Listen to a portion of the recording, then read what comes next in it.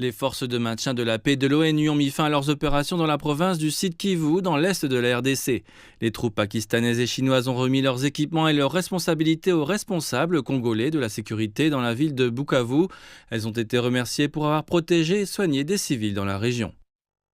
Permettez-moi de réitérer mes remerciements à tout le personnel médical pour les services qu'il a rendus non seulement aux soldats de la paix de l'ONU, mais aussi à la population locale en RDC.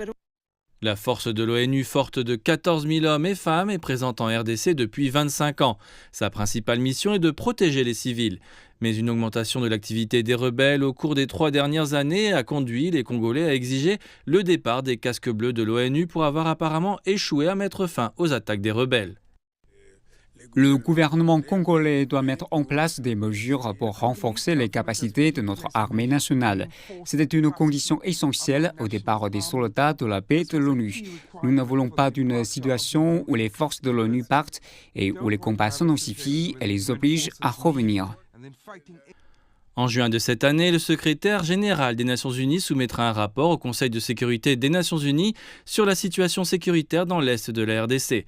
Le Conseil de sécurité décidera alors d'un calendrier pour le retrait du reste des casques bleus de l'ONU des provinces du Nord Kivu et de l'Ituri.